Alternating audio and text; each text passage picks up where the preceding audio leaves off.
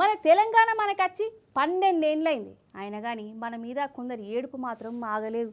కండ్ల మంట, కడుపు మంట బయట పెట్టుకుంటూనే ఉన్నారు. నిజం చెప్తున్నా, ఏమంట కేసీఆర్ సార్ దిగిపోయి రేవంత్ సార్ ముఖ్యమంత్రి కుర్చీ ఎక్కిండు. ఇక అధ్వర్ సంధి ఒక్కొక్కరు గద్దె లెక్కనే మన మీద పడుతురు.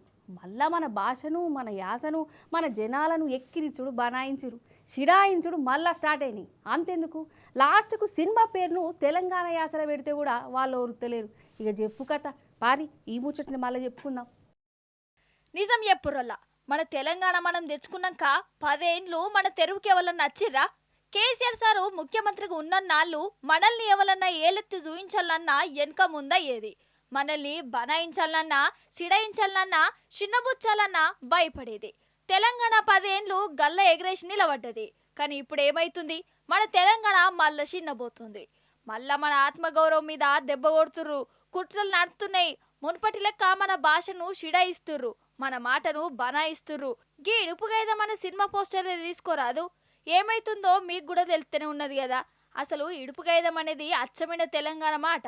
ఇక ఈ తెలంగాణ మాటను సినిమాకు పెడుతుంటే ఒక్కొక్కలకు ఎట్లా కాలుతుందనుకుంటుర్రు? కొందరైతే ఓకరం వచ్చినట్టే చేసిర్రు. సోషల్ మీడియాలా దిక్కుమల్ల పోస్టులు పెట్టిర్రు. ఆంధ్రాల విడుదల ఎత్తే తెలుగులా డబ్బింగ్ ఎత్తరా అని ఒకడంటే సబ్ టైటిల్స్ పెట్టుర్రి, అట్లయితేనే అర్థమవుతుందని ఇంకొకడు. ఒకరిద్దరని కాదు, గిట్లా మన భాషను, మన యాసను ఎక్కిరిచ్చిర్రు. ఏంది అసలు? ఇక అందుకు తగ్గట్టే మన తెలంగాణ పబ్లిక్ కూడా అదే సోషల్ మీడియాలా మూతోడు జవాబు చెప్పిర్రు.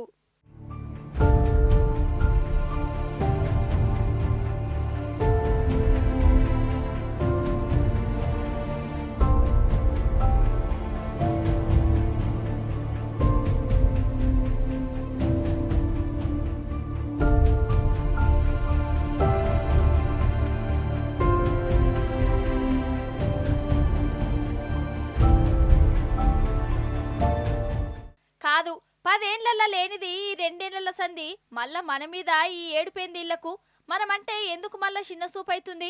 మన మీద రూబాబుకి వచ్చినట్టు ఎందుకు ఎత్తాళ్ళు? ఇదంతా ఎవరిచ్చిన ధైర్యం? అంతెందుకు, మన యాసను బనాయించుకుంటా సోషల్ మీడియా లాగర్లు పోస్టులు పెట్టినా ఈ రేవంత్ సర్కార్కు చేతులు కట్టుకొని ఉన్నది.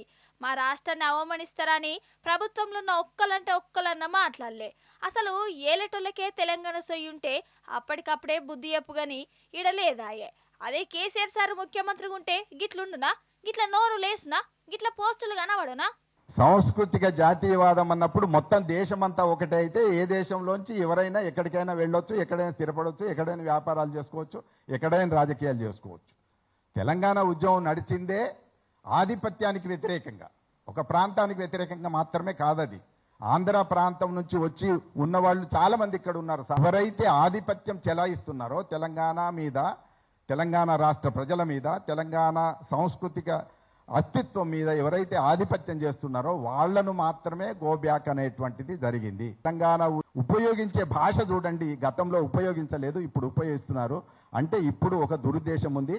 ఇప్పటికీ హైదరాబాద్ ఉమ్మడి రాజధాని కావాలి అనే దానికి అంబేద్కర్ నేపథ్యంగా తెచ్చో, ఇంకెవరినో నేపథ్యంగా తెచ్చో మాట్లాడుతున్నటువంటి సందర్భాలు ఉన్నాయి. గనక తెలంగాణ అస్తిత్వానికి నిజంగానే ప్రమాదం ఉంది. తెలంగాణ ప్రజలు మేల్కొనాల్సి ఉంది.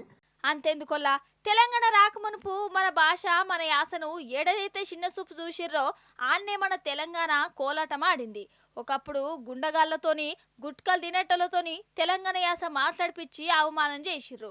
కానీ మన రాష్ట్రం వచ్చినాక అదే సినిమాలలో హీరోలతోని తెలంగాణ భాష మాట్లాడిపించిర్రు. మన తెలంగాణ గడ్డ ముచ్చట్లు సినిమాలో చూయించిర్రు. మన పండుగలు, పబ్బాలు అన్నీ కనబడ్డాయి. అసలు సినిమాల తెలంగాణ భాష ఉంటేనే సూపర్ హిట్ అవుతుంది అన్న కాడికి పోయింది. కానీ రేవంత్ సార్ వచ్చినాక మళ్ళా మునుపటి రోజులు వచ్చినాయి. మళ్ళా మన భాష మీద, మన రాష్ట్రం మీద ఆంధ్రలో పెత్తనం, రూబాబు చేసే కుట్రలు నడుతున్నాయి.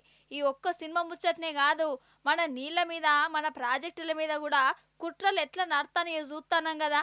ఇక ఇదంతా ఎవరిచ్చిన అలసో మీకు కూడా ఈ పాటికి అర్థమై ఉండాలి.